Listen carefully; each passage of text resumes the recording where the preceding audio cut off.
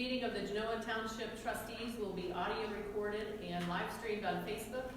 The meeting audio, video, and written minutes are available on Genoa Township's website at www.genoatownship.com or by contacting the Genoa Township Fiscal Office. This time, I'd ask Pat Myers to lead us in the pledge.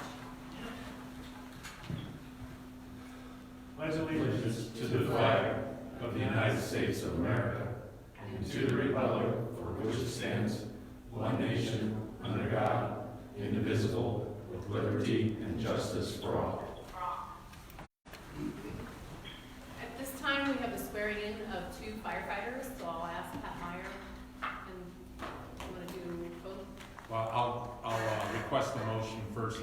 I'd recommend a motion to hire full-time firefighter paramedic Aaron Upchurch, effective April 22nd of 2020. Aaron is currently a firefighter with Jerome Township Fire Department, and Aaron has filled all the requirements of the Genoa Township Fire Department. So, Aaron? Do I have to make a motion? Oh, yeah, go ahead. I'd like to make there's a resolution to hire a full-time firefighter paramedic, Aaron Upchurch. So I move to hire Aaron Upchurch to the position of full-time firefighter paramedic with the Genoa Township Fire Department effective April 22nd, 2020. Do I hear a second? Second. Roll call, Mr. Gebhardt? Yes. Ms. Goodman? Yes. Ms. Vaughn? Yes. Okay.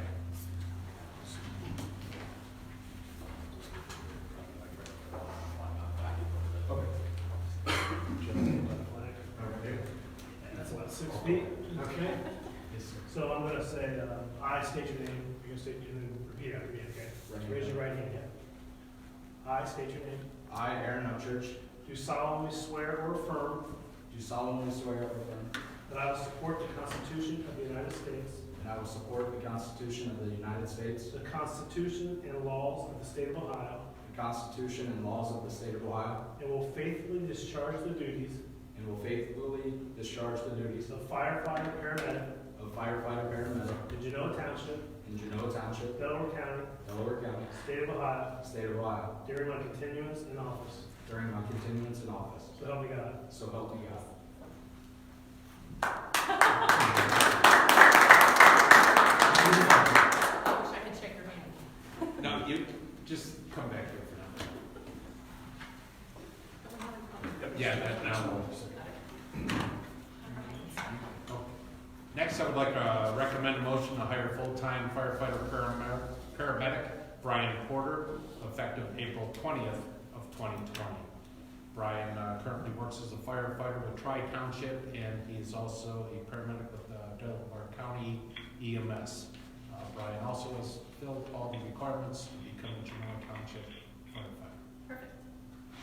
We have a resolution to hire full-time firefighter paramedic Brian Porter. I move to hire Brian Porter to the position of full-time firefighter paramedic with the Genoa Township Fire Department effective April 20th, 2020. Do I hear a second? Second.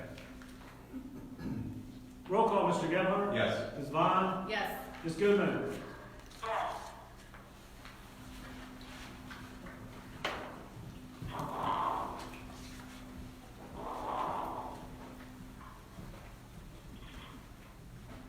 All right, just raise your right hand and repeat after me.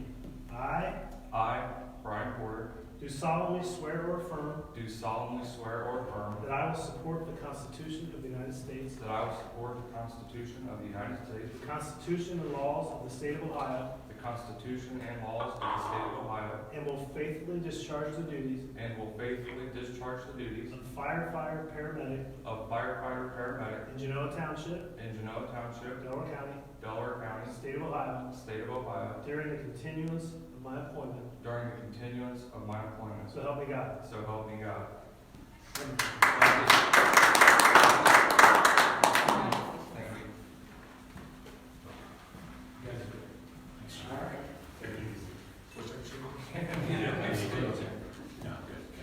Congratulations. Thank you.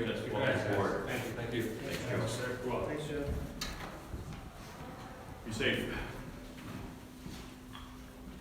All right, next we have the fiscal officer's report.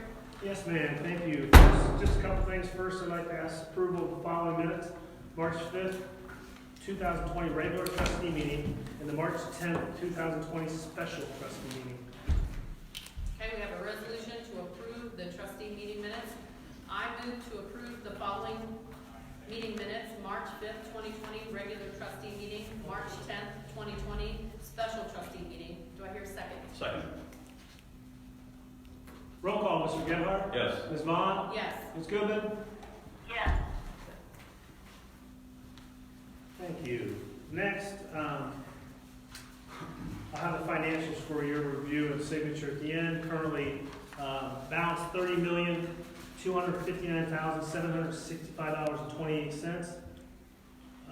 The way that breaks out is the pooled investments of $25,511,892.44, and primary account of $4,747,723.32.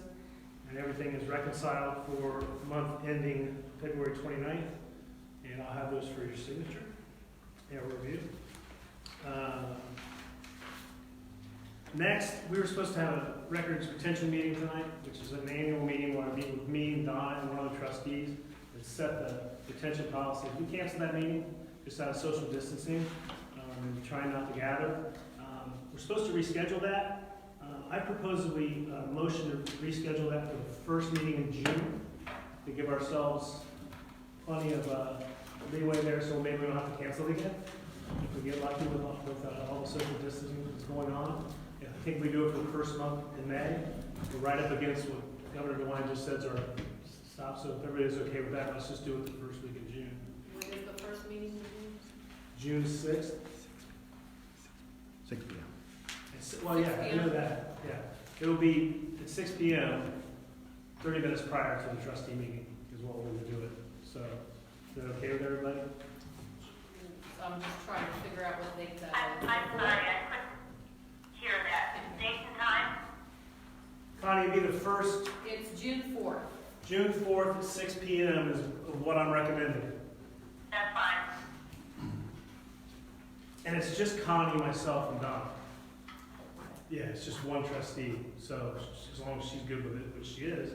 So if I could get a motion to schedule that for 6/4/2020 at 6 p.m., that'd be great. Yes.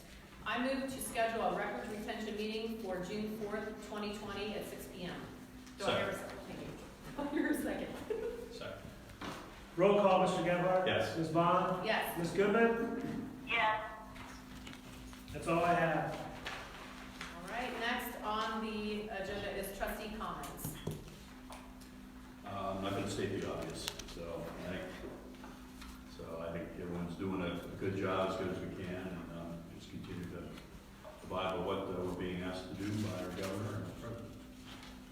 Connie, do you have any comments? I've got just a couple things. First of all, I want to remind our residents to fill out their census form. That's really important for us as we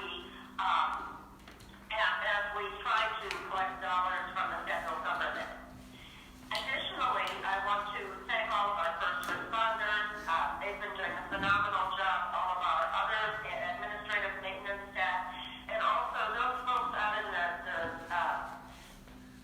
working in hospitals, care fields, grocery stores. My hat's off to all of them. My thanks to them. And I want to thank Vice Chair Vaughn for filling in for me this evening so that I can stay home under quarantine. I appreciate it. It's a great deal. Thank you. That's it. Okay, and I just want to thank everyone in the township. I feel like we're all working together for the better good of the township. And we are all just maintaining, again, like Carl said, the rules of the state and the federal government.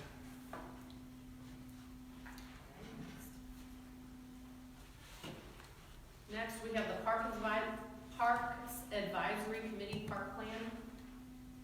Is anybody going to speak to that? I think Connie might be gonna speak to that. You hear me, Connie? I can hear you a little bit, Bob. Go ahead. Do you Am want I speaking? do you wanna speak about the Parks Advisory, Sure. plan? I'll be happy to do that. First off, can everybody hear me? Yes. Yes. Okay, because it's breaking up from you to me. Well, let me just say that with the Parks Plan, the Parks Advisory Committee has been working on this for quite a while. And they have toured each and every park, done an assessment of the parks with what needs to be done as far as maintenance of the current situation. We've looked at the surveys that have been done, what residents would like. And so all of that was taken into account. And with that, we came up with the Parks Master Plan 2020 draft that you have seen. First off, I want to thank the Parks Committee. They did a phenomenal job. And especially thanks to the subcommittee that worked closely on this. Brian Wellman, one of the members, did a lot of these statistics, and Molly McHale is the chair. She pulled together a great deal of information. And Leslie Strader should be commended for pulling all of this together into the format that it's in. I looked at it the first day, and when it was very professionally done, and I'd like everybody to know that this was done in-house. No additional funding was necessary for this. So I think as people look at this, they will be impressed. What we wanted to look at with this is where are our parks now, and where would we like them to be, given the feedback that we have gotten from various surveys, comments, etc. So we tried to look at this realistically. Everybody would love to have a community center and a pool and all those kinds of things. That's not within our budget. And there's a lot of factors that go into that. But what we did look at were things that we can do. So we talked about things like doing a nature park, where, for example, one of our parks would have more natural, felled trees, rocks, things like that in the park. Another might be an educational park, where there's story trails and themes of books. We talked about a water feature possibly, because that's something that has come up quite often. And then we also talked about at our community gardens adding features there. For instance, beehives, because we would like to help propagate bees. We talked about bat houses, perhaps putting in an orchard and making it kind of a natural area where children could learn about our environment and where food comes from. So that is what we were looking at. We really wanted to try to stay with the rural character of Genoa Township as much as possible. And so we didn't want to put in big things that looked kind of citified, if you'll allow me to use that phrase. We wanted to stay within our heritage. And that's what we tried to do with this plan. But this plan is only as good as what we can do with it. Otherwise, it'll be a 2020 plan that gets put on a shelf, much like the prior plans that we had. We used to be able to do some things because we had a little money in the general fund that came from estate taxes and so forth.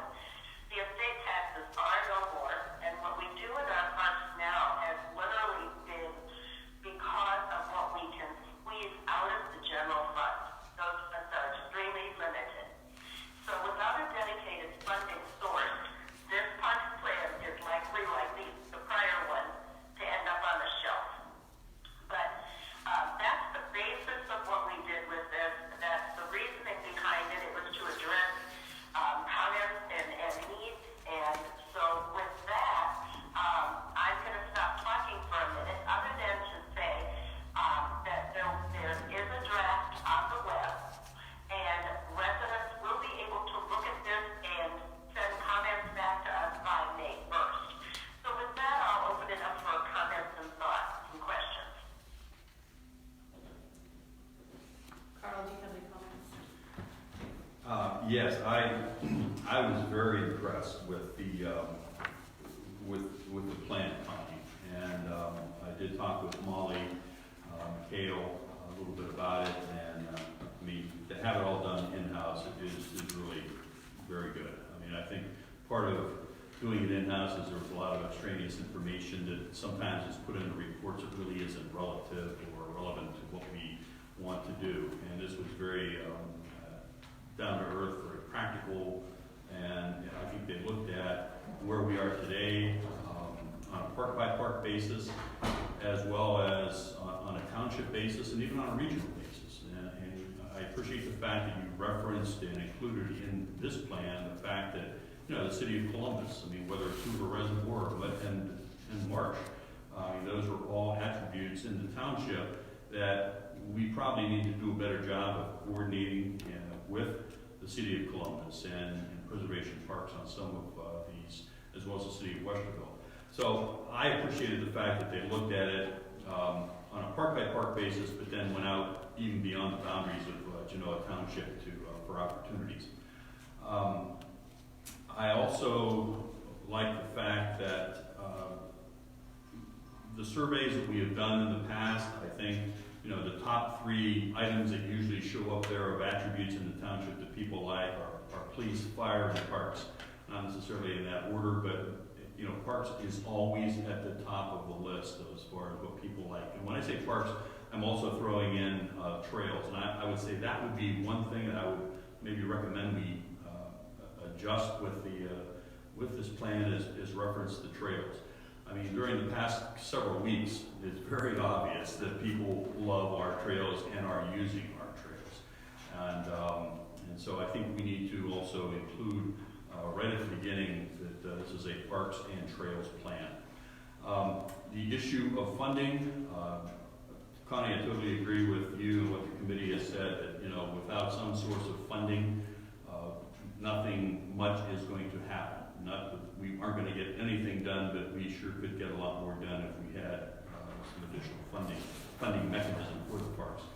Plus, it also ties in back when we did have the estate tax that generated $300,000 to $500,000 a year sometimes that went into the general fund. A lot of that money was used for parks, but it was also used as a match. So we were able to apply for grants, and oftentimes a grant would require maybe a 25% match. But if you had more than a 25, 50%, it really bumps you up on the selection priority list. So we were able to go in with these funds, the township funds, and provide maybe up to a 50% match, which got us maybe $2 for every dollar we were willing to put in. We've lost that capability to a large extent because we just don't have those funds. So in closing, I think it's a great start. I was very, very pleased with the approach that was used, with the recommendations. They were very practical, and I'm looking forward to fine-tuning it to come up with a finalized plan. All right, I thought the same. I read through the plan. First of all, the design is great. It's aesthetically pleasing. The Parks Committee definitely did their homework comparing Genoa Township to 5 other townships, and the amenities and facilities that they offered. I agree with the grants. I know that part of getting grants in addition to funding is that you have to have a master plan. So I'm glad to see this come to fruition, and I agree that not a whole lot of the additions will not happen with additional funding. Just a quick comment. I thought this was well written.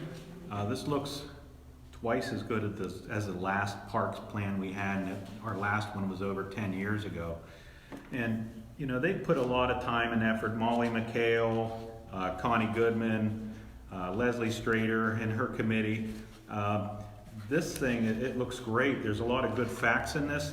They've used a lot of surveys of the township to comprise their information and see what the needs were of the township and what we could place in here that we can afford also. So, I mean, it's a very nice plan, and luckily it didn't cost a dime to the township to prepare, and I'm proud of that.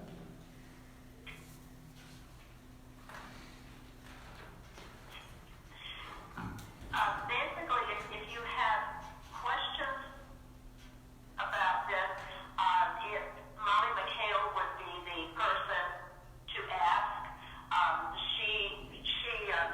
Has been on the Parks Committee for a number of years and has a strong history about what the Parks Committee has done. She's volunteered to be the person that will answer questions. And again, this will be on the website for public comment, so folks can comment by sending email, voting, whatever. So Connie, I don't know if you hear us or not, but, so the plan, okay, so the plan is for public comment by May 1st, as well as, I'm assuming, comments from trustees and whomever. Then, Trustees, we'd like sooner. yeah. So then are we anticipating probably a final approval? Does this go back to the advisory committee? They put in practice, or, evaluate the comments, do a final draft, submit that maybe in June, July? Is that what we're looking for, target date? I would hope by June. Yeah. Unfortunately, with the stay-at-home orders and no meetings, the Parks Committee's been unable to meet. Right. And so that's been a little bit more difficult to work over email to get comments back. But we're doing our best with that, and that is what will happen with any comments received from the Parks Committee, from the public, and also from the trustees, staff, etc. We'll put those together, and I would hope that by June we could have a final draft ready for the trustees for their review and approval. It's great. Great, Connie, thank you. Yes, thank you. Okay. Thanks to the group, Molly and Brian and the other folks. All right, next on the agenda we need to establish capital project funds. So I make a motion there is a resolution to establish the Roads and Bridges Capital Projects Fund. I make a motion to establish the Road and Bridges Capital Projects Funds as presented. Second, Thank you. someone want to talk about this? Yes, Board, basically, as part of a promise that when the public passed the road levy last fall, one of the items of that was creating a capital fund on the Road and Bridge Fund so that we had some funds available to earmark for capital projects such as equipment and vehicles. And the committee, they recommended $100,000 a year be placed into the capital projects fund for the Road and Bridge Fund for Bob to use for the road projects, etc. Right now we have no buffer. Now that the levy passed, we have the ability to put $100,000 in this fund and possibly save up, and when, like as what the police and fire do, we'll have the ability when time comes to replace a vehicle to pay cash for it instead of leasing or financing. Very good.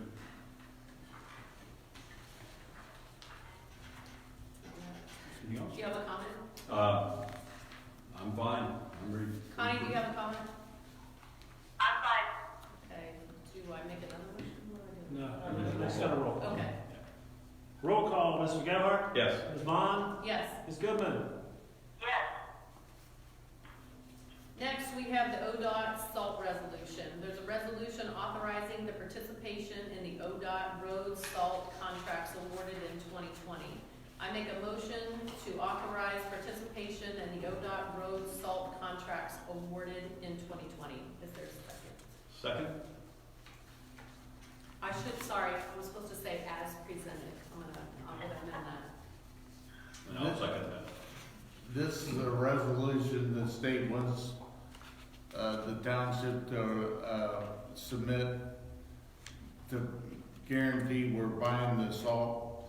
I put down 600 tons is what we're gonna buy because we didn't use hardly any this year.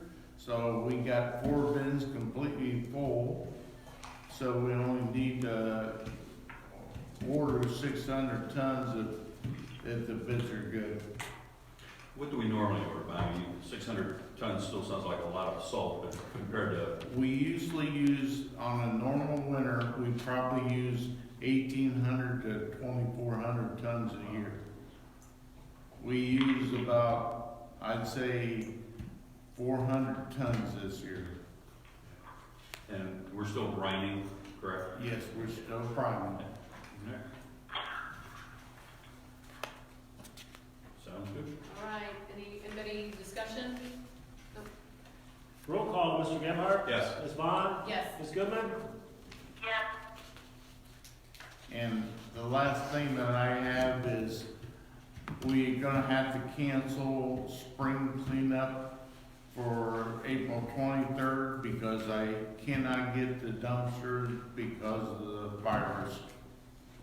They're not working, so we won't have a spring cleanup this year. Just a reminder to all the residents, we do have a contract with Rumpke that allows for unlimited curbside trash and recycling. So if you have brush at home, you're clearing your yard, make sure you bundle it in 4-foot sections. And this will be, utilize the Rumpke contract, pace it every week, put it a little bit out every week, and that should handle anything where we're canceling the spring cleanup that Bob has. Bob, were there other things that were brought in, I mean, like tires and stuff like that, or was it mainly brush and, No, vegetative? we took in brush, we took in metal, I had a metal dumpster, we took in wood, we took just about everything but paint, and we even took tires, but we had a hard time getting rid of tires, but we did. But, anything like they wanted to bring in, they could bring in. Well, why don't we have Leslie maybe put on the website, just the Rumpke guidelines, for Sure. refuse, and what can and can't be put out, and to your point, trying to bundle brush up and stuff like that. Definitely. I'm speaking on behalf of Leslie, who's watching this simulcast. All right. Leslie, if you hear us, please, could you take care of what the board's asking for on our Facebook page and other media sources? Thank you. Type yes in the comments. Bob, do you have any resources for residents who have metal, wood, or tires they want to get rid of? Is there a place that they could go? Yes, if you call my office, my secretary has the names and when they're having events that they can take them out to. That would be great. And that phone number is 614-568-2080. Only now. I'm sure Chrissy's gonna appreciate that. Leslie did answer yes on the Facebook Okay, page perfect. just now, so she got your message. Great. Perfect. We have a pretty good crew of trash pickers that travel the neighborhoods too, so I think they're always looking for scrap metal and things along that line, so. All right, next. Anything else, Bob? No, thank you. Okay, thank you. Next is administration, no old business, but we're going to new business. New business, I'd just like to update the board and the township on some coronavirus things that we're doing in-house, just so the public knows what's happening here at the township level. First off, I want to reassure the township trustees and residents that you've got the most dedicated and caring group of employees. And the police and the fire, they're bending over backwards to help people in need. I know they've run on a lot of residents who have had some illnesses lately. And it's scary when families are in need like that. But just to reassure everybody, we have well-trained, well-equipped staff that's ready to come into action. I personally am on the job daily, and I monitor a lot of the residents' calls. They're filtered through my office since we're on a limited staff, handling a lot of emails, phone calls, and also keeping up with our local government and collaborating with other public agencies and entities, some of our neighbors, and also the Ohio Township Association. I've been lucky enough to serve another term as an executive member of the Coalition of Large Ohio Townships, and whenever there's legislation being sponsored to the Ohio House, we're part of the process to make our township needs be known to the Ohio House and Senate. Secondly, the township's complying with all of the Ohio Health Director's stay-at-home order. In the administration office, we're working with minimum staff. The directors of HR, zoning, communications, and periodically the fiscal officer have the ability, and they're working remotely. They also come in to pick up their mail, etc., if need be, but it's usually a quick trip. One person is working full-time in the zoning office, and they're alternating by weeks with one another. The staff there, it's the permits haven't slowed down in the zoning office. With the nice weather and everybody home, it seems like there's a lot of deck permits and patios and garages and everything else that the residents are still wanting to pursue. So the permits aren't slowing down, so we have someone on staff. The clerical staff, our one in the office is on paid administrative leave, and she's ready to be recalled on an as-needed basis if we need her skills. The basic functions of the township, such as payroll and vendor checks and payments, are still being completed as normal. We do have Linda monitors her the payroll and the HR functions daily, along with Donna Batten. They're doing a great job. The township building itself is locked. We put a drop box out front. It was placed out front, and it's a red box that has a lock on it. So if a resident wants to drop off a building or zoning permit, you can do that in that metal box, and it's checked at least once a day. The road maintenance department has been also working along with the buildings and grounds daily. We're abiding by the Ohio Department of Health stay-at-home order. Those departments are both listed as essential to the government operations. We've assigned each employee in those departments their own vehicle to drive to the job site on their own to comply with the social distancing recommendations. We've staggered lunch breaks and have added extra seating and tables for the workers in the maintenance garage, and staggering their breaks so that we're limiting contact. The workers on the job are to comply with the social distancing recommendations of over 6 feet. They're doing that the best that they can, and along with keeping up on all the other safety requirements needed for working in the road right away. All the township offices are being cleaned by our own staff daily. Doorknobs, sinks, restrooms are being disinfected. And they're doing a good job. They're spraying down surfaces with our Lysol. You can see the jar on Trustee Goodman's table tonight. The park's playground equipment, basketball courts, and restrooms are posted closed. This is an order by the governor, and we're abiding by those orders. In fact, some of the porta-johns, I understand, are going to be removed to further comply with a lot of the recommendations by the Ohio Department of Health. So Bob Matthews and his crew will be recalling those porta-johns off from the sites probably in the next day or so. All park rentals have been canceled, and refunds have been sent through the end of May so that people can get their funds back and use those. The police and fire have adjusted their schedules and their procedures to better provide service to the public. I know the police department went on a 4 10-hour-a-day shift, 4 10-hour days, to avoid contact and be at home 3 days at least with your family and keep distance from the public. So we're doing little things like that to adjust our schedules internally. If any township employee feels ill or is observed to be ill when they come or runs a temperature, they're being sent home.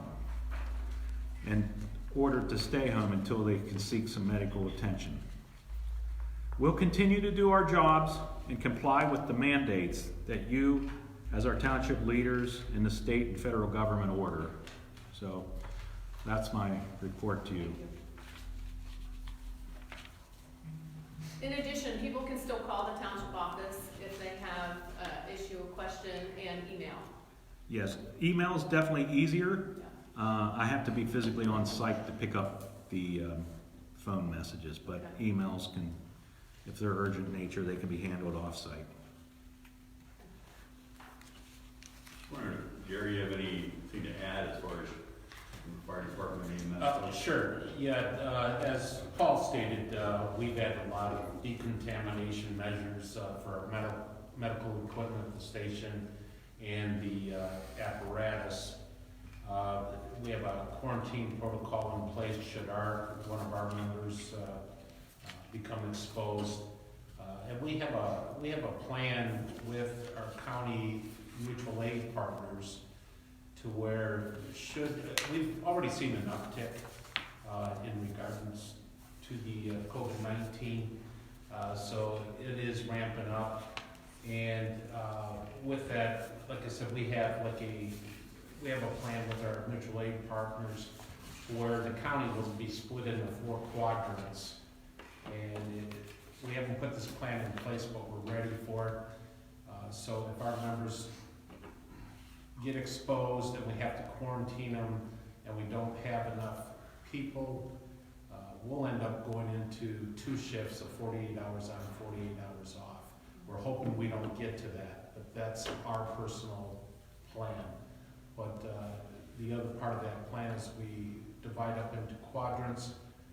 Be us, Harlem, Berkshire, Sunbury, Trenton, and Galena.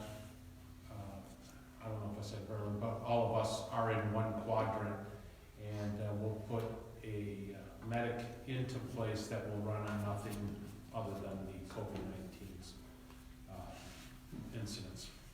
We're not quite there yet. The uptick isn't to that point yet. We are having a tough time getting PPE, personal protective equipment. I think everybody, after listening to the governor and such, they know what PPE is now. Yeah. I do have to say we've had a couple of generous donations from residents Very nice. for things that we truly need. It's real tough to get the things that we need.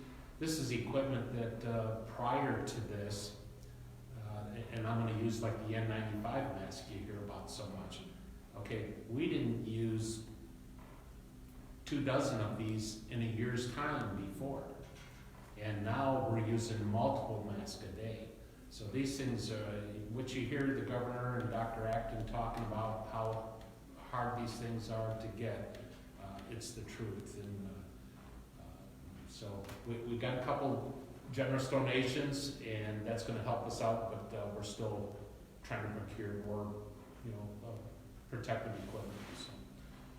Gary, are we, you said trying to procure more equipment. Are we doing that ourselves? Is there a coordinated effort at the county level? Because I keep hearing, or I hear occasionally that, one entity is competing against another entity, and actually, on the county level, this is a collaborated effort. We're all in this together. When somebody finds something, we're doing things like sharing. Like you've heard of the Patel cleaning of the N95 mask. We're jumping on with the county, and so are a lot of other townships. That's going to be a really good thing.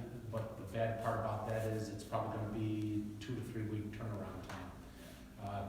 So if you think about it, we have limited masks now. By the time you put them in and get them turned around, we're already in dire needs. So those things are helping.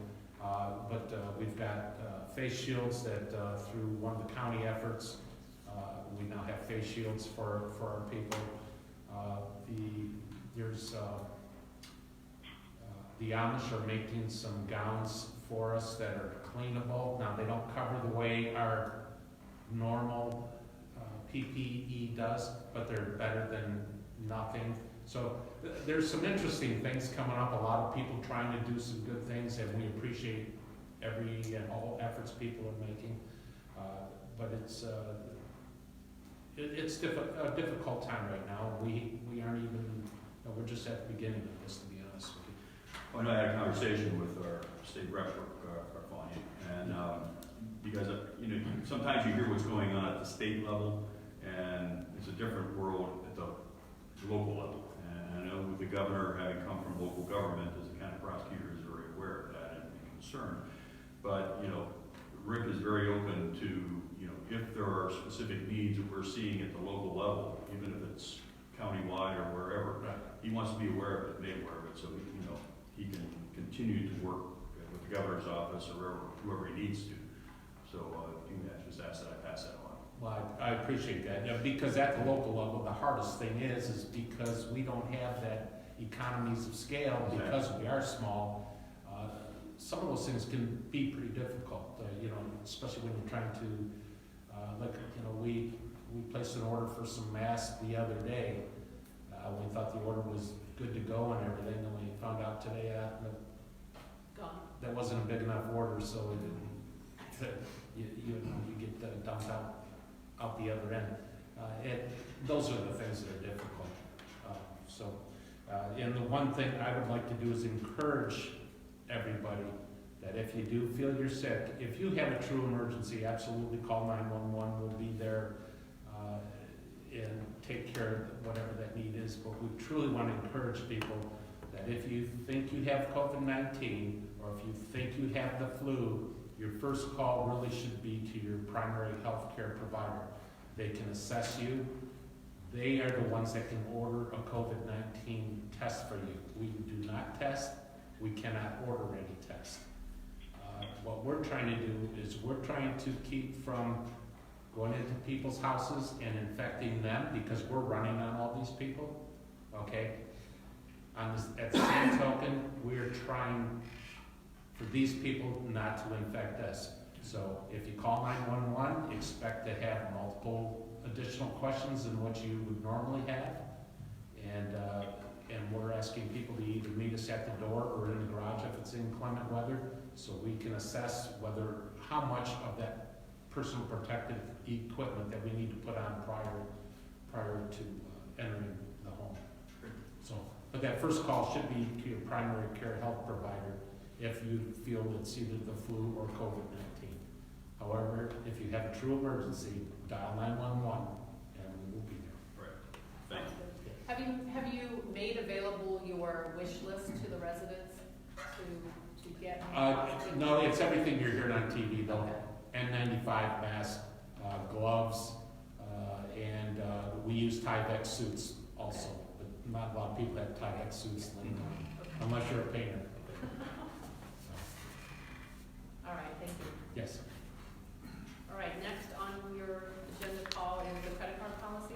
Yes, next up, last fall, or maybe it was last summer even, the township increased the spending limit of the directors to $10,000, where it didn't have to come before a board meeting. So we've had the ability to write purchase orders and things up to $10,000. But one area where we've been lacking is the ability in between meetings to, in case there's an emergency or in case Gary or some of the fire, the police department needs to make an emergency purchase.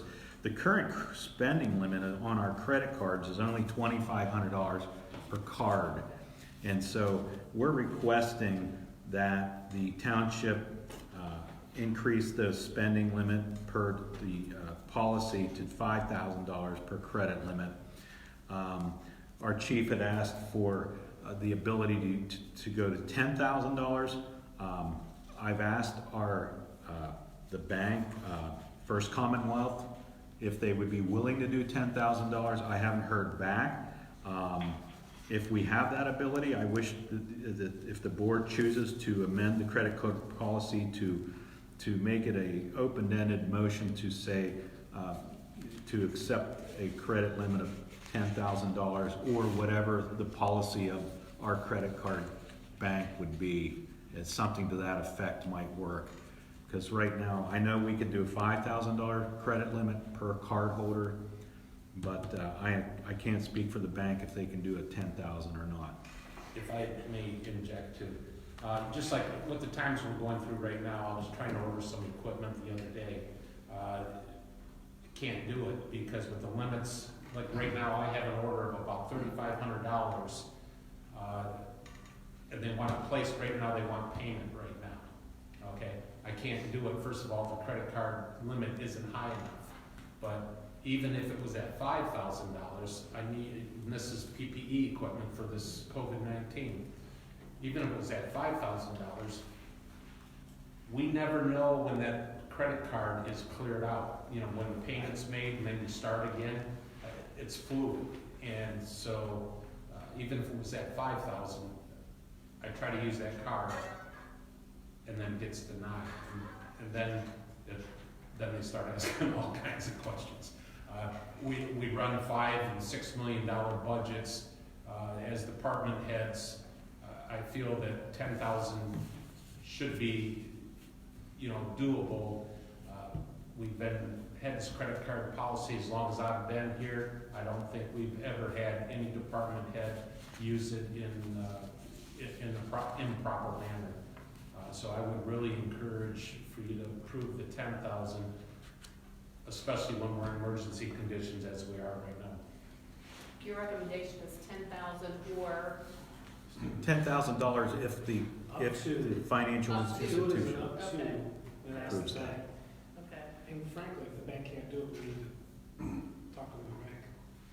right. The bank. What the kind of budget that we have? Yeah, if you set it at 10,000, then if that bank doesn't do it, then we can shop for a new credit card Well, company. and just like I've been using my own credit card, my personal credit card to purchase things because we can't get what we need sometimes. So what would be the internal process on that, Gary? So let's say you have a $7,500 item.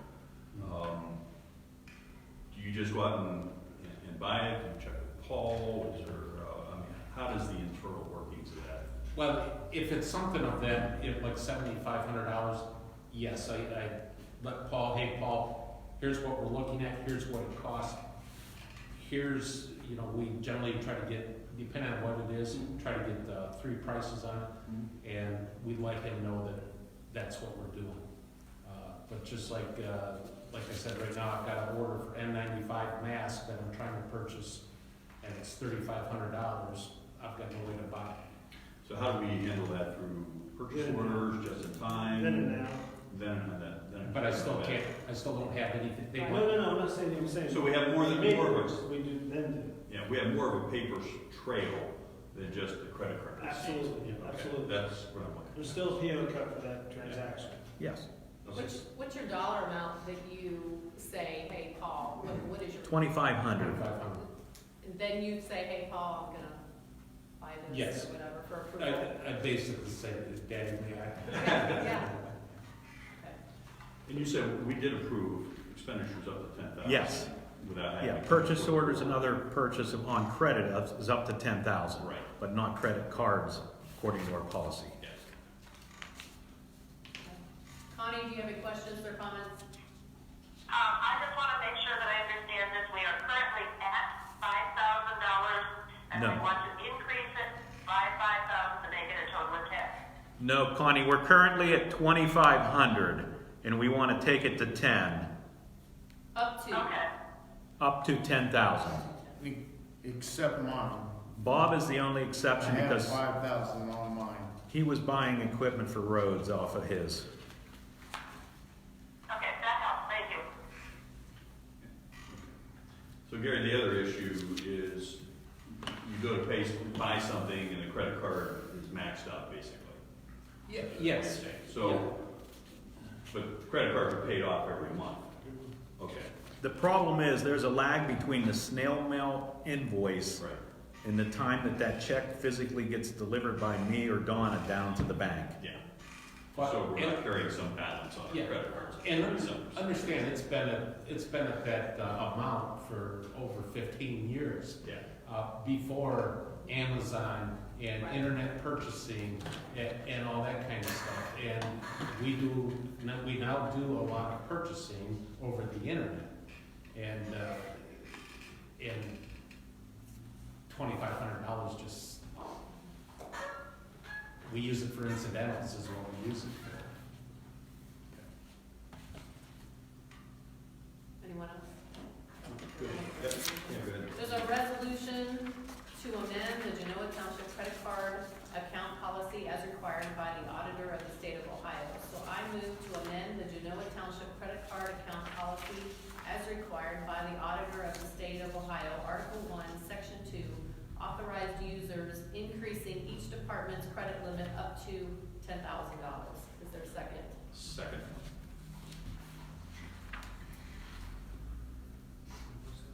And nobody else has any other discussion? Roll call, Mr. Gebhardt? Yes. Ms. Vaughn? Yes. Ms. Goodman? All right, thank you. Delaware County Land Bank, representation. Yes, trustees, the township was contacted recently by Mike Ringel, the county treasurer, when Mr. Lee Bodnar used to be the former administrator over in Orange Township. When he left the township recently, he was the local township representative on the county land bank. And so with his departure, it's leaving a vacancy now on the township representation end. And so I know that Liberty Township and Orange Township have both promoted the Liberty Township Administrator, Mike Schuling, to be the representative for them, but Genoa hasn't made any action on this. So that's where we are this evening. What do we need to do with this? Do we need to make a motion?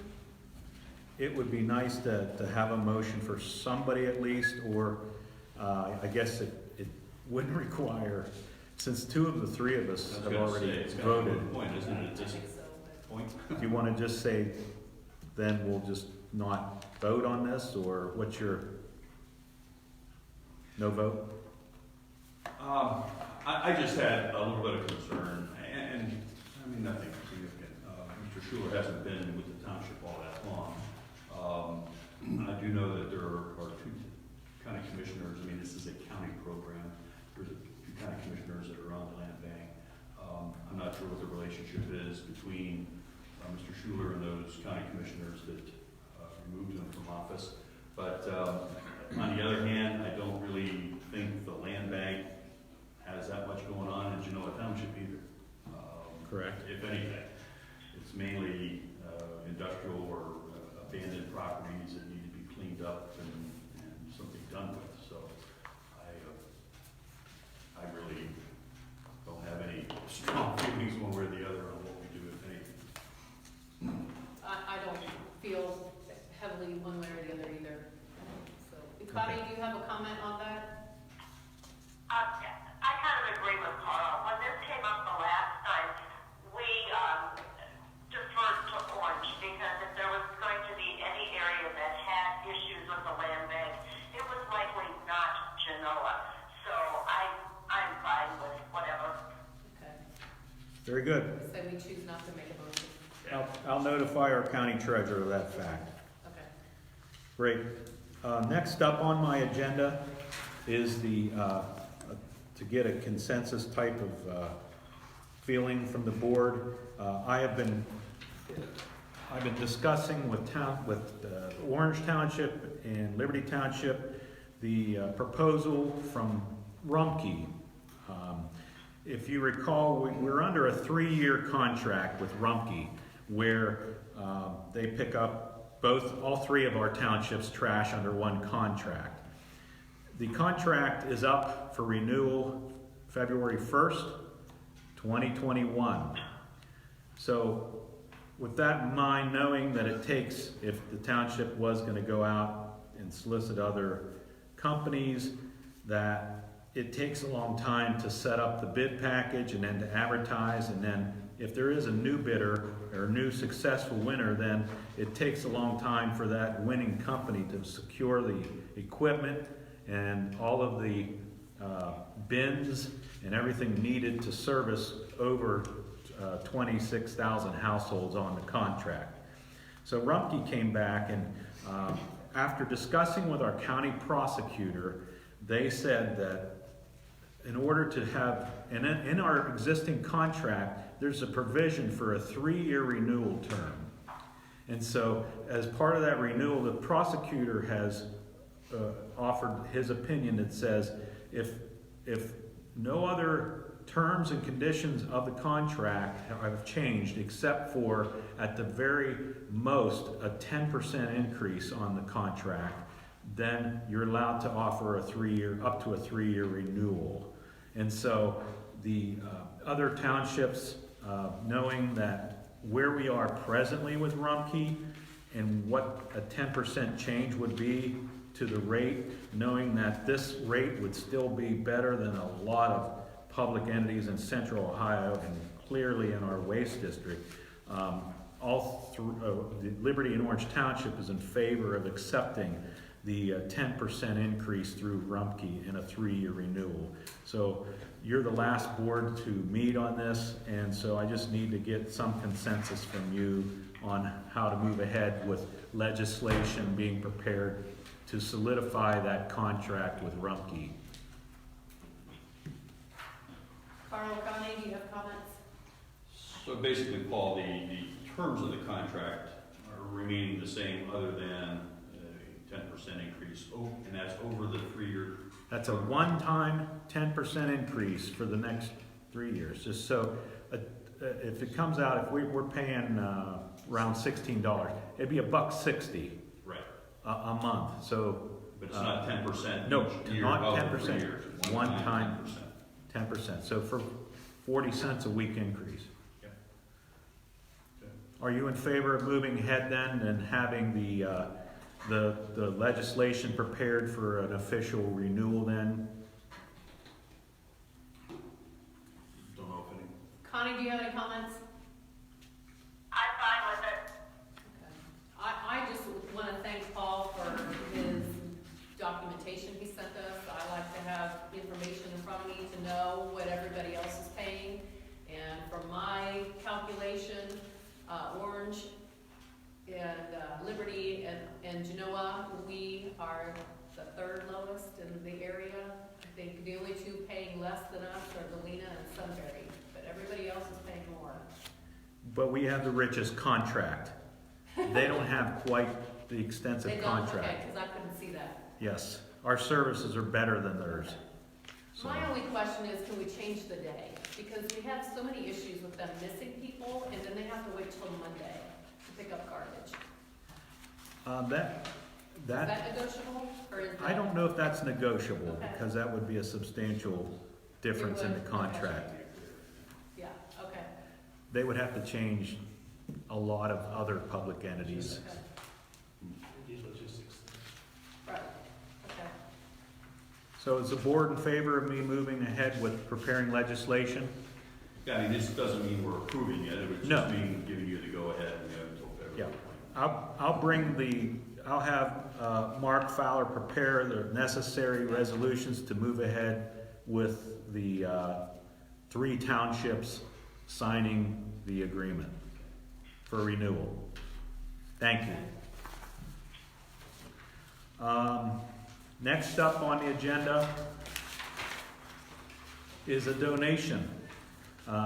We received a $100 donation that came in to offset some of the cost of the Easter egg hunt. The $100 donation from the Fairdean Commons, and I asked the board to accept this donation. All right, we have a resolution to accept the donation. I move to graciously accept the donation of $100 from Fairdean Commons for the Easter egg hunt. Do I have a second? Second. Roll call, Mr. Gebhardt?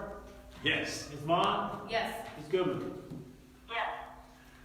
Paul, now that we've accepted the money, what are we gonna do with it since the Easter egg hunt has been at least postponed? We've already bought the Lots of candy. candy. We're sitting on hundreds of pounds of candy.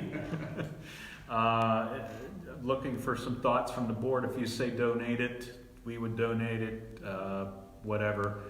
I know that it was unloaded from the eggs 3 weeks ago and hasn't been touched by human hands since.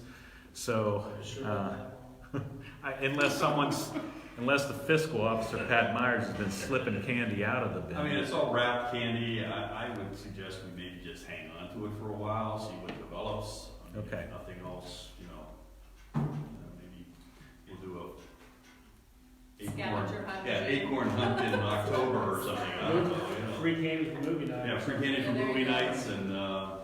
October. So Good let's idea. just see how this plays out. But Sure. Faradine has been very supportive in the past. We appreciate your support. Thank you. That's all the administration has. I was gonna suggest movie nights on this one. Yeah. For some of it at least, there's more than enough.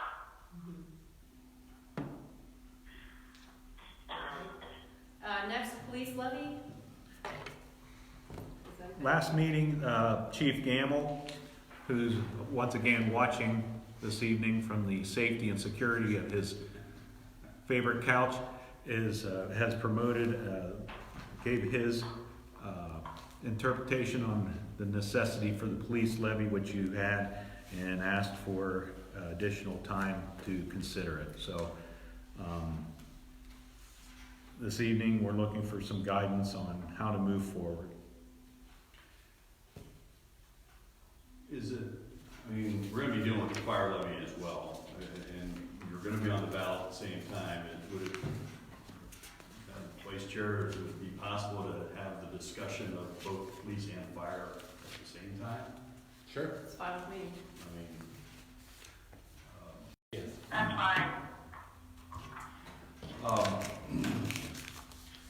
Paul, refresh my memory again, at least on our time process. I think the deadline for actually making a decision on the actual amount of money is August, if I'm not mistaken, or somewhere in that range. The deadline to discuss this, the deadline to have it on, up to the Board of Elections is the first week of August. I cannot for the life of me remember the date, but it's the first week of August. So if you move backwards from that point, you're gonna need first off, some decision on the board, at least to know what you need in the resolution of necessity to then send to the county auditor. Once all three of you agree on what the levy language is and the resolution of necessity, then once it's approved, it's sent to the county auditor, and they usually have a 15-day turnaround where they would give us the certificate of what the estimated resources would be that would be generated by the levy amount you want to place. Paul, people can't hear anymore. Say it's frozen. Do you know how to? You mean the live is? Yeah. Let's see. Can we maybe refresh? Can we sign out, sign back in? Let me know when you can.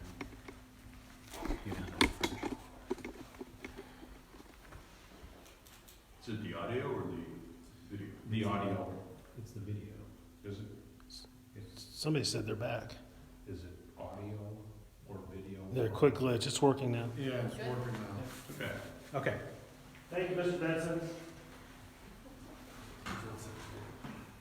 All right, so I'm not sure when the audio cut out, but after the board agrees to a certain amount of the levy, then it would be followed up with legislation that you would need to vote on to then send the resolutions up to the Board of Elections for their certificate of what that levy will generate into funds.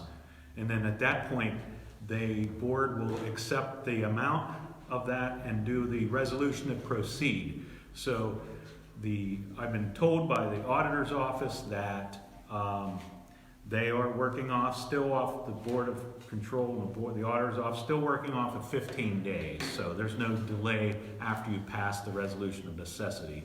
So working backwards, that would put us probably comfortable range in June at the very least, where you need to get going on this thing to make some decisions. So the sooner the better acting with the current climate. It's up to you.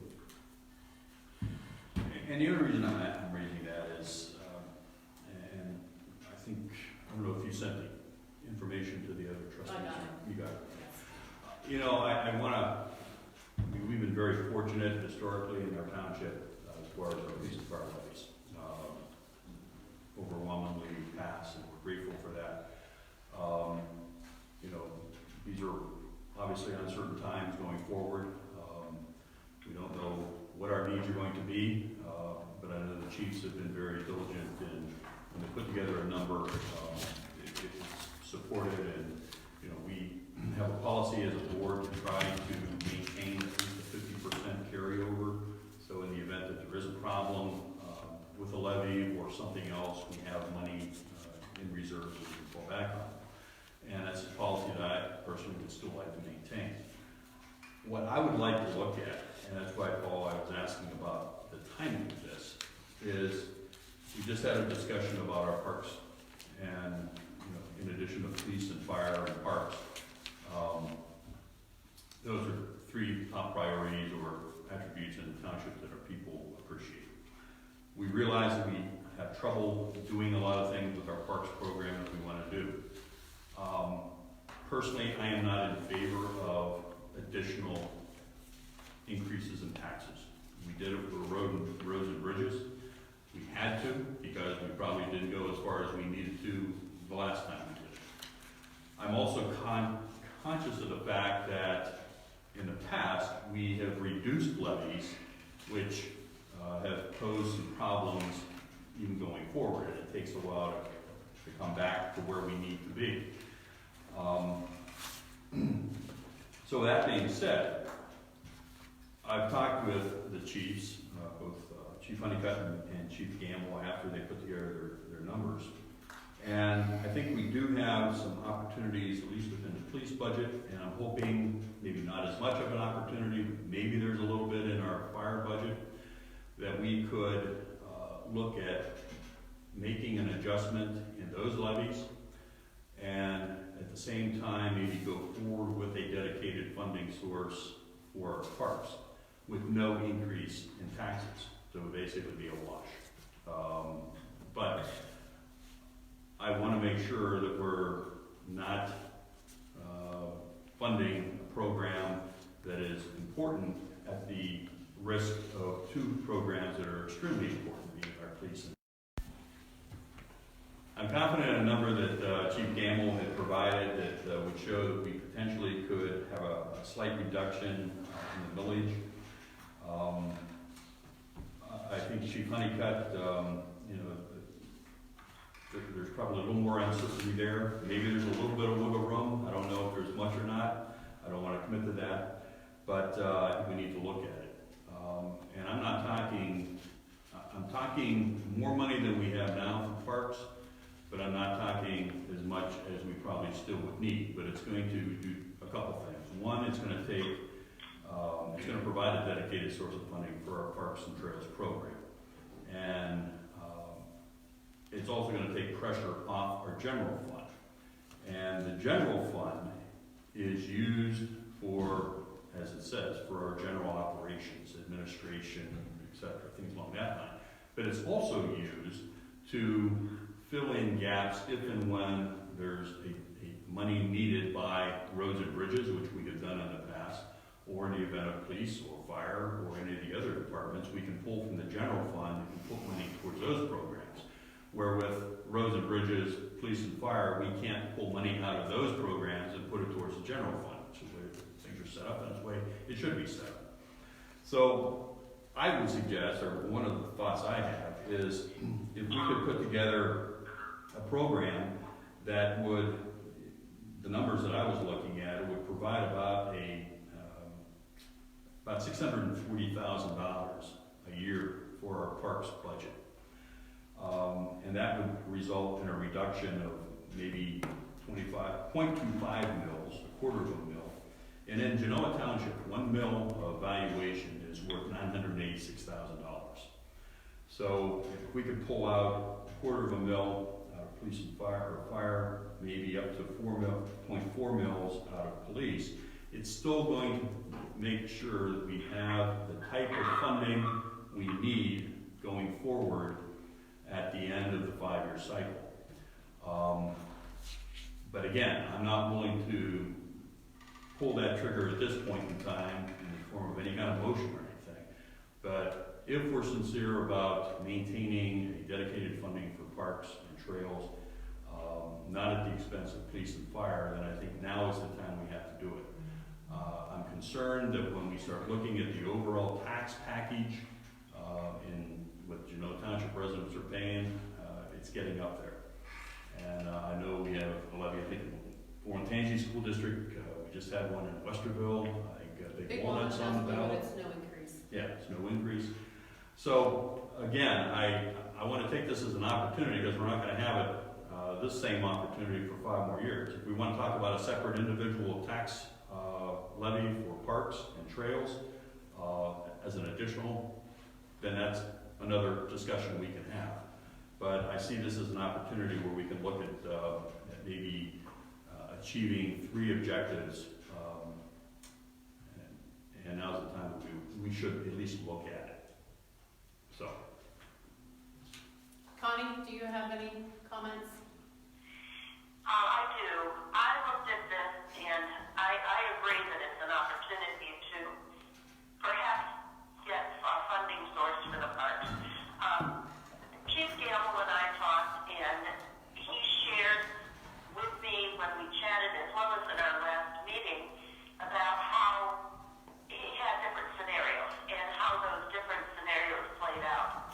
And as I looked at that, in his scenario of reducing his current 5.5 by 0.4 mil, he would still be able to maintain the operations of the department, and he had some money going forward that, depending upon what happened with the economy, etc., he had some flexibility left in his planning. So I was looking at that, of saving 0.4 mils for the police. I'm sorry, they have 4.6 mil. I was reading the wrong line on my sheet. So that would take them down to a 4.2.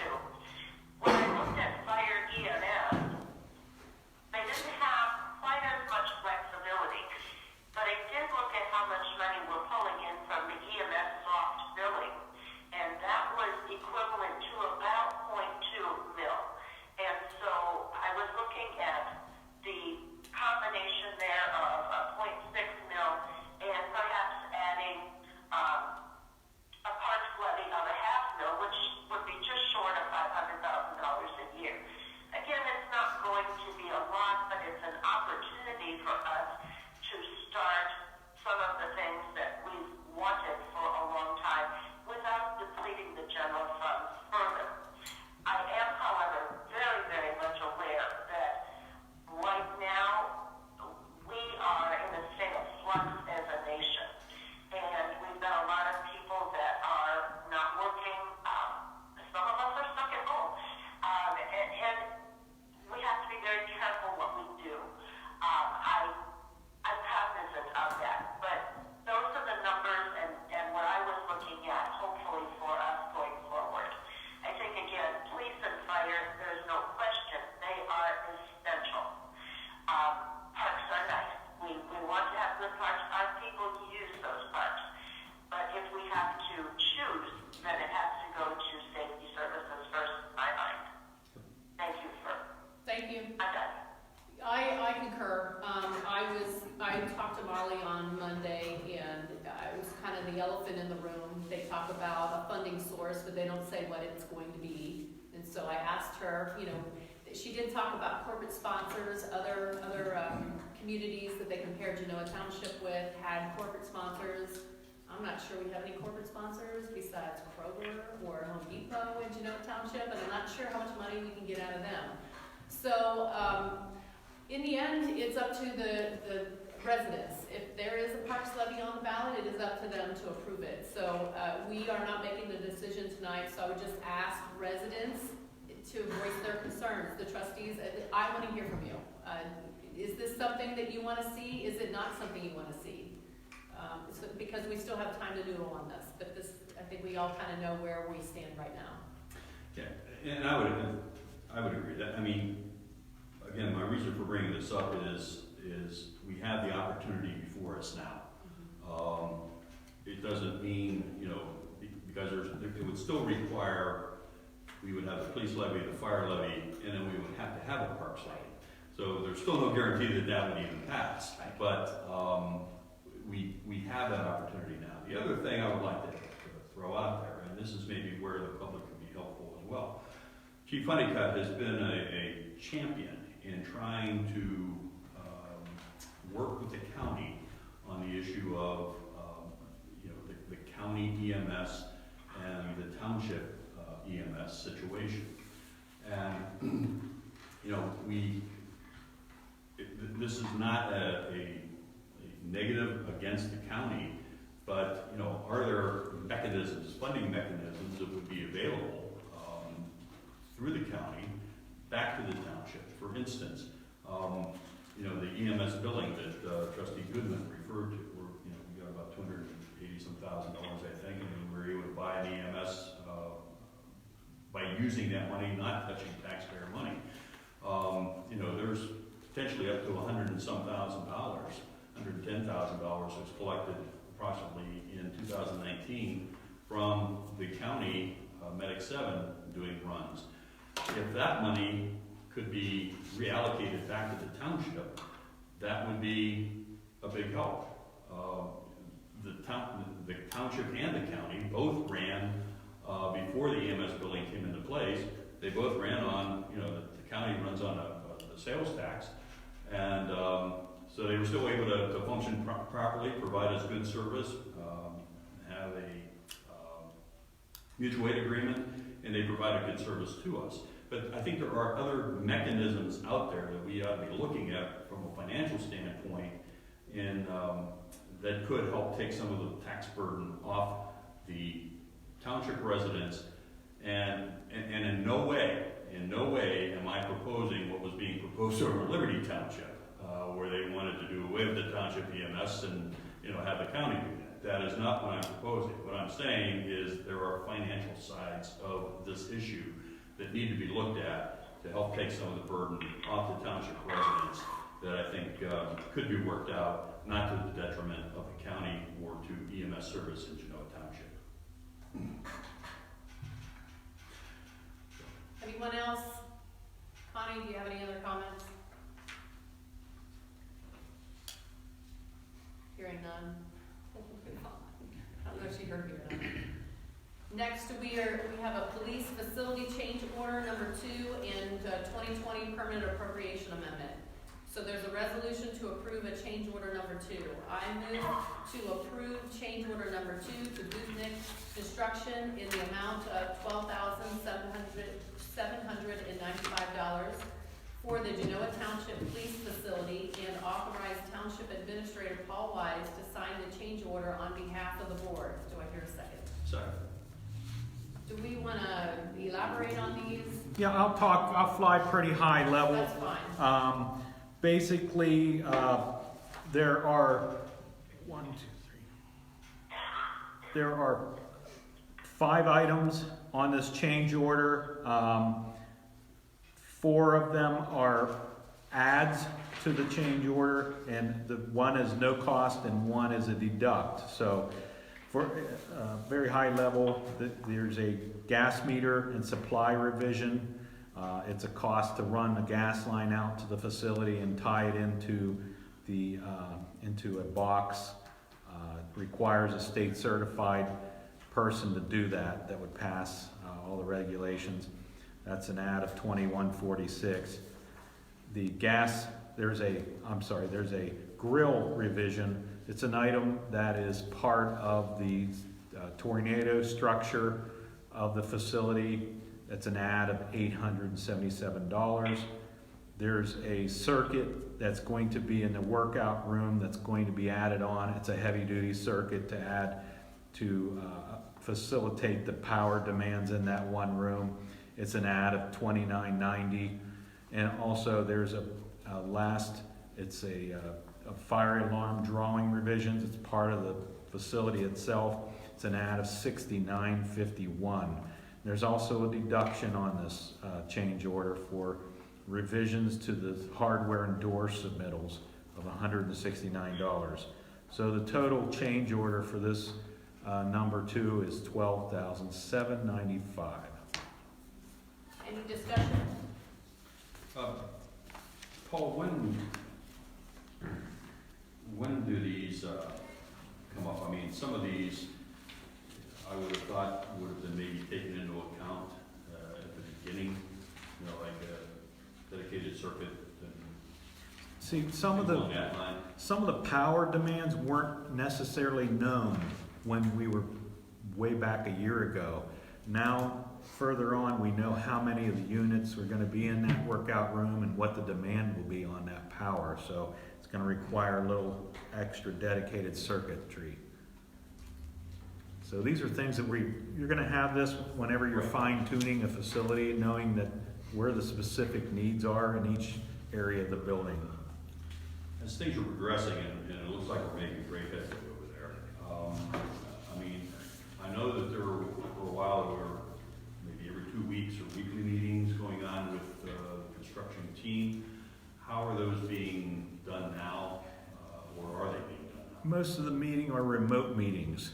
No one's doing a face-to-face anymore. So everything is electronic. And so yes, I am on site a couple times a week. I'm trying to keep the distance. I try to steer clear of all the workers, but I'm yet showing a presence of the township. Myself and also our architects on site a lot. So yes, we are meeting, at least discussing things weekly electronically. Okay. All right, so those, okay. Thanks. Any other discussion? Roll call, Mr. Gebhardt? Yes. Ms. Vaughn? Yes. Ms. Goodman? Yes. Next, we have a resolution to amend the permanent appropriations. I move to amend the 2020 permanent appropriations for the police station capital funds, or capital projects fund. Improvements of site in the amount of $33,000 for change order number 2 and miscellaneous site preparations. Second.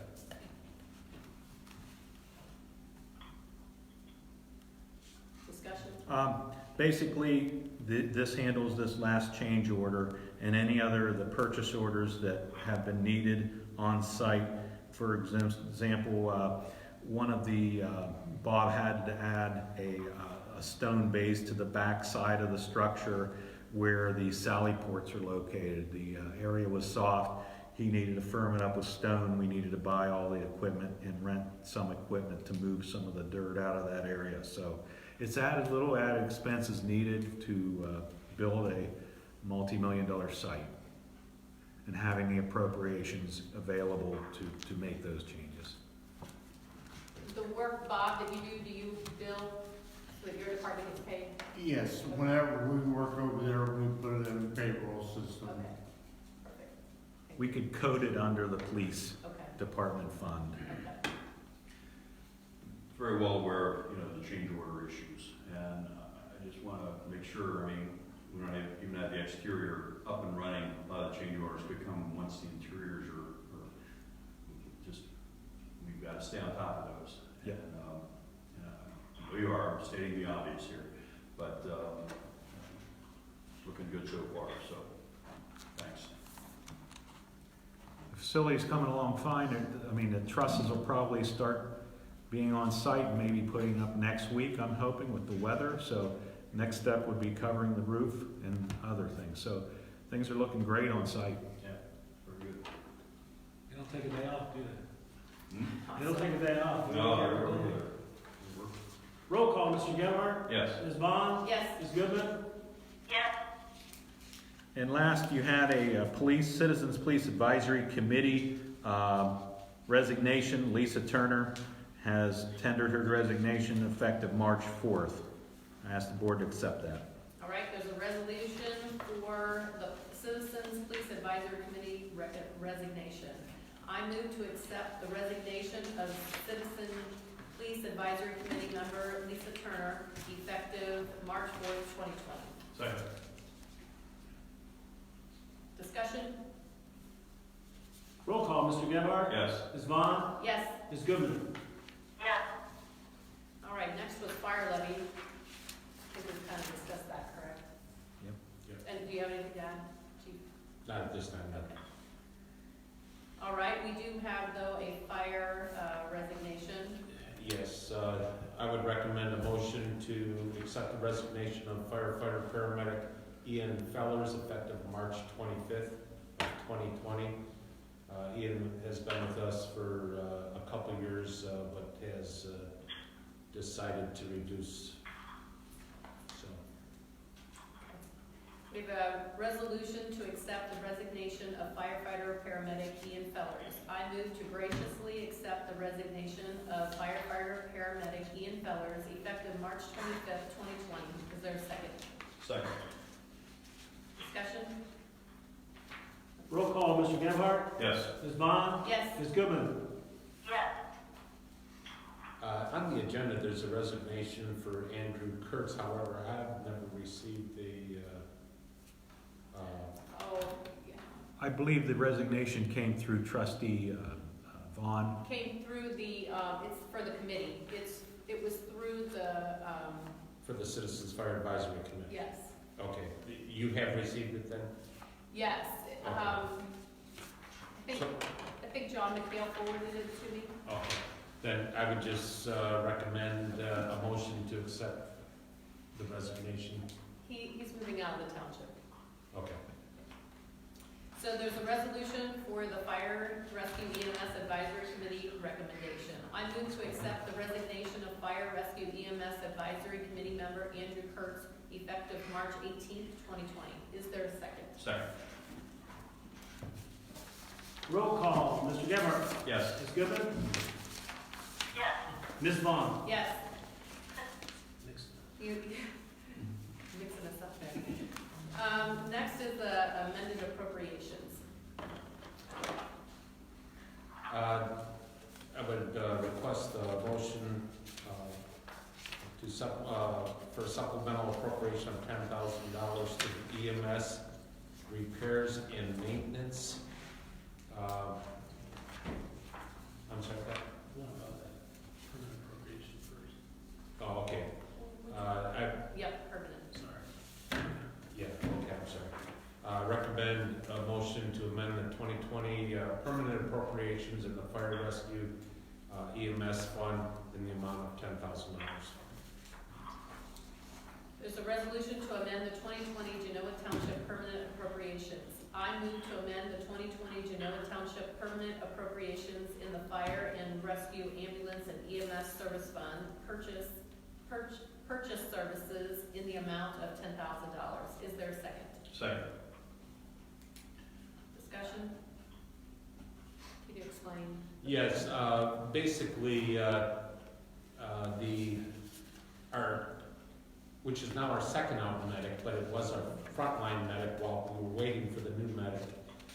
2 days prior to us receiving the new medic, it blew the turbos again.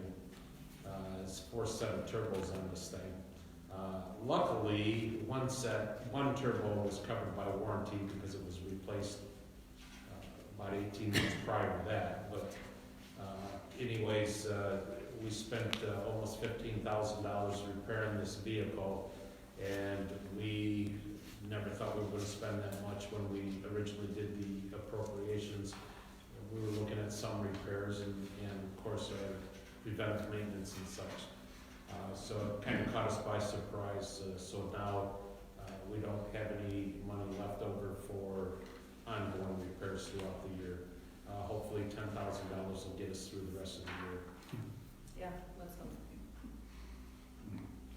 Discussion? Roll call, Mr. Gebhardt? Yes. Ms. Vaughn? Yes. Ms. Goodman?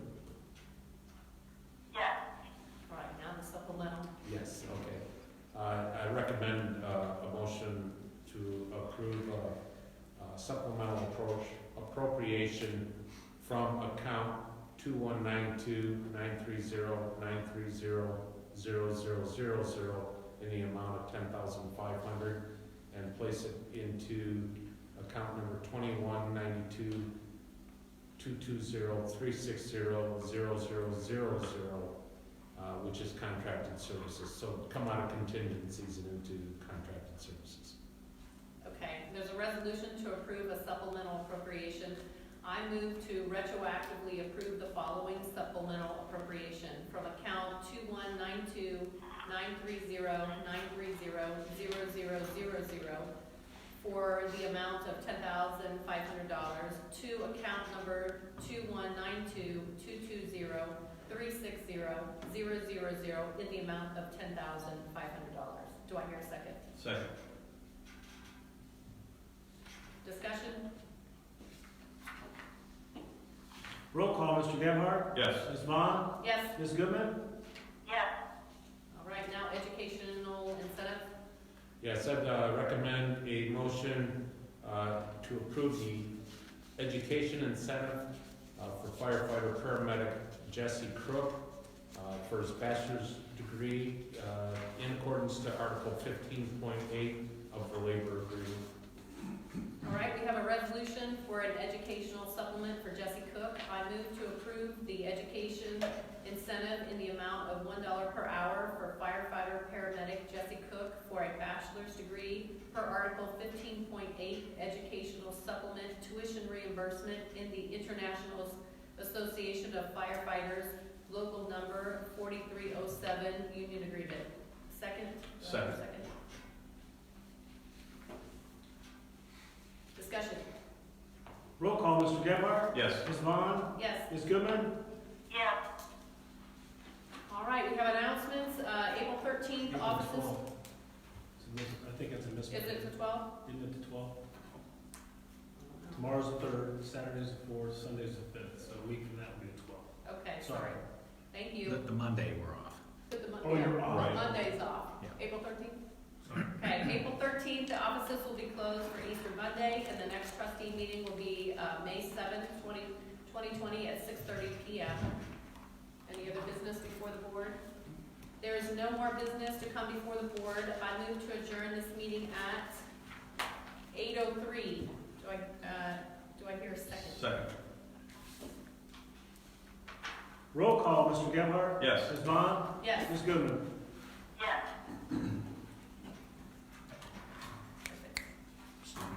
Sorry. The meeting is adjourned at 8:03.